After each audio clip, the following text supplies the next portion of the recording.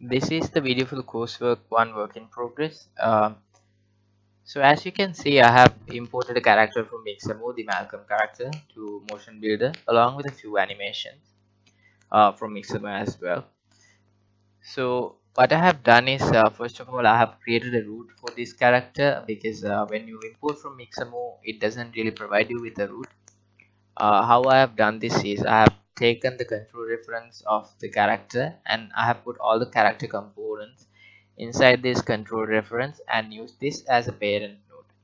And then I have given this reference when characterizing to use as the root. Other than that, I have a few animations I have taken into Motion Builder for blending to use in Unity afterwards. So for example, this is a talk animation that I've taken from Mixamo, and this is a pose from the idle animation. So what I have done here is I have blended the pose from the idle animation with the talking animation so that it appears to smoothly transition from the talk animation to the idle animation and from the idle animation to the talk animation. So as you can see, if I were to mute this animation track, you see the difference here. So if it was going from the idle animation to the talk animation, and if this additive track was not there, it would have a weird jump, and it would look as if it glitched into this animation.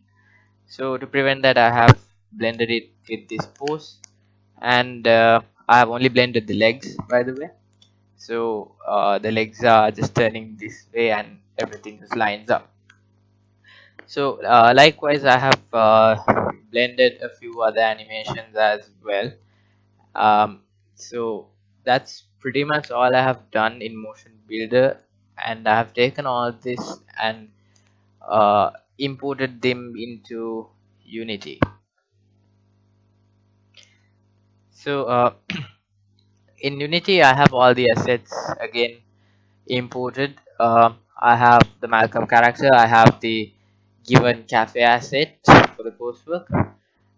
Then I have some other foliage sort of that I was just testing around. So yeah. So as of right now, if I were to play, it will look something like this. I'll spawn in the world and I can walk up to the character and then press C to talk with the character. Then a conversation starts, and as you can see, the animations are playing pretty smoothly. The transitions between idle and talking. You can have the conversation. You can choose whatever you want, continue with the conversation, and then just end it. And all the animations seem pretty smooth in the transitions. There doesn't seem to be any weird bug or glitches or anything like that. So that's pretty much it for right now. And how I have done this is I've used the fungus flowcharts and the animator. So I have three animations, two talk animations and one idle animation. And what I have done is in the flowchart, I have first of all I have disabled the controllers. So while the conversation is when the dialogue starts, the camera does not move and the player and the character cannot move around.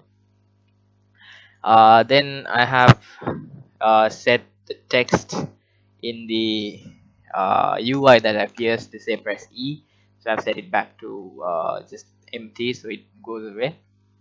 By the way, this is the start of the flowchart. So there's a box trigger here, which will trigger and enable the flowchart. Once the flowchart is enabled, it will set the UI text saying press E to talk, and then it listens for input. So the input code I'm looking for is E, and once E is pressed, this part is executed. So this executes on a key press on a key down, the key being E.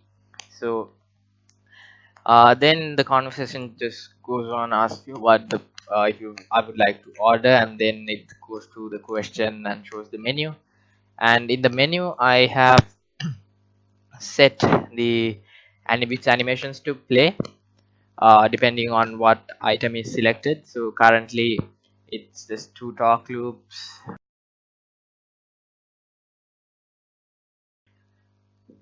Then once you go to pay again, it's the same talk loop, and then it just ends the entire flowchart and just exits the flowchart, and then the character goes back to being idle.